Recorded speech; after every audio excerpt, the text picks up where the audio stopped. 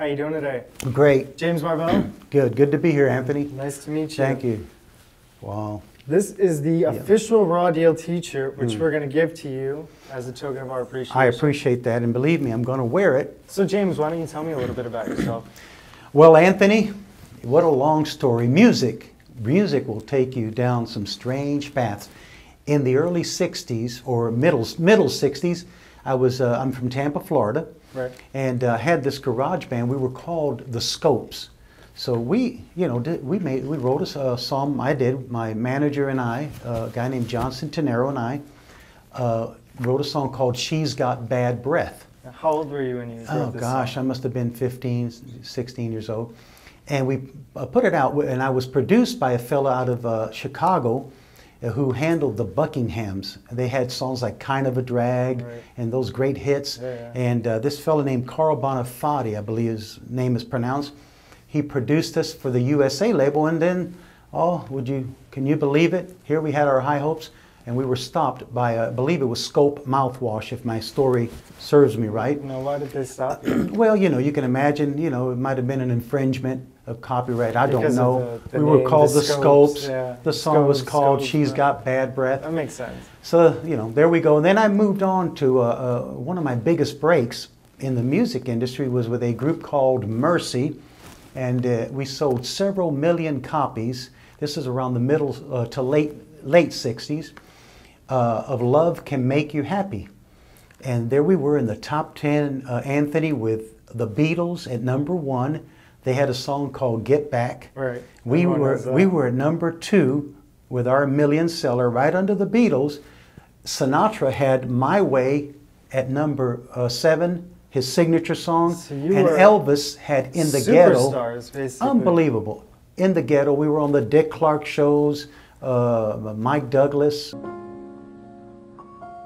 We have a young group with us that happen to have the #1 record in the country.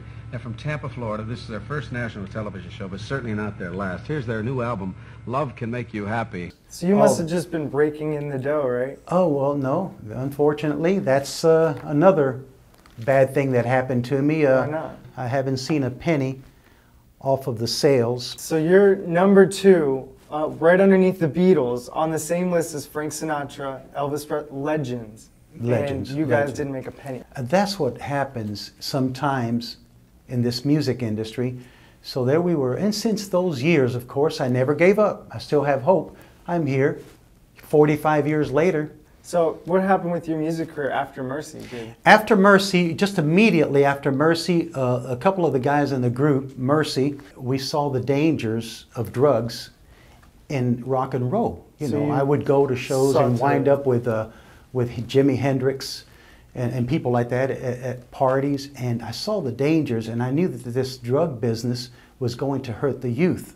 So we left the group, Buddy Good and I, another member of Mercy, and we formed the Country Cavaliers, which was an anti-drug duo outlaw, hair down to here. This is short hair. Now, why was that? Why was that new? I see people with long hair all the time. Why? Now it's acceptable more, but back then it was different.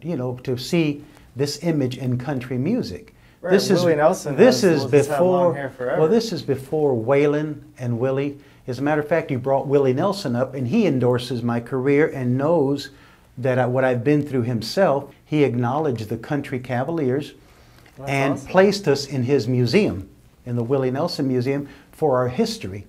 Of course, we took this idea to Nashville, and I remember like it was yesterday being there with Waylon Jennings at his home when he had, slick hair, slick back, and introducing the outlaw image to Waylon and Jesse there at their home, Jesse Coulter. And he must have really dug our idea, you know what I'm saying? Absolutely. So then we got the Raw Deal. The industry swept us under the rug. We got a chance to perform with folks like Dolly Parton on the road, the Grand Ole Opry stars, Why were and you so guys many. swept under the rug? We were ahead of our time. They saw this image, and the industry, the music clique, this ultra-conservative Nashville system, thought we were too early.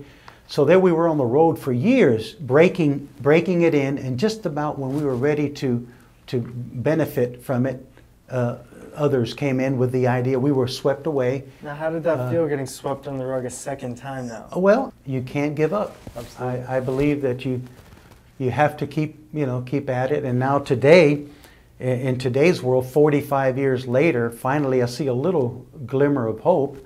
Of course, all those millions that we sold. Yeah, I mean, how does that happen? After 45 years, how could you not get any recognition for a song that millions of people have heard?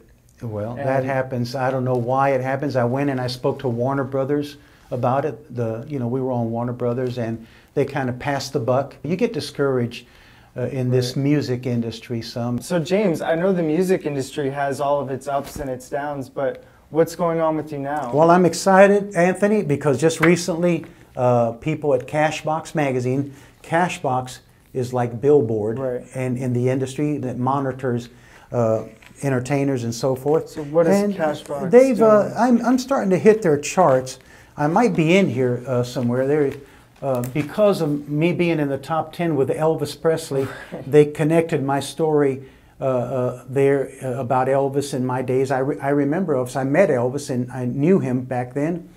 And so they've seen a little bit of the hard work, I guess. And now I'm in there with a song that I had even 45 years ago. Wow. So now that you brought up Cashbox, you said something in your story that you submitted us that you won a record. What was the record? Well, the thing is now, ironically, here after so many years, in the industry, there's been 5 artists to ever bring back an old classic and chart again. Chubby Checker did it with a song called The Twist.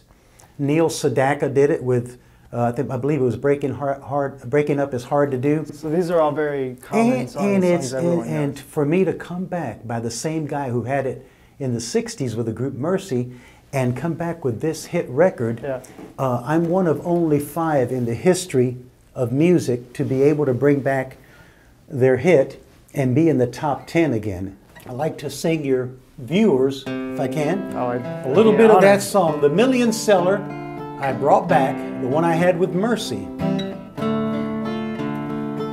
Love can make you happy if you find someone who cares to give a lifetime to you and who has a love to share.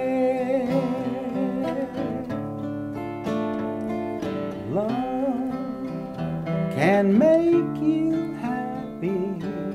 Love can make you happy.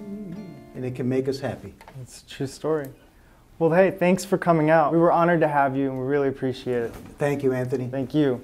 Appreciate it. No problem. And now it's your turn. Go to myrawdeal.com and vote for which story you think got the rawest deal. Will it be story number 1, story number 2, or maybe story number 3? The choice is yours. Go on your computer, type in myrawdeal.com, and vote now. I'm your host, Anthony Castaneda. Thanks for watching.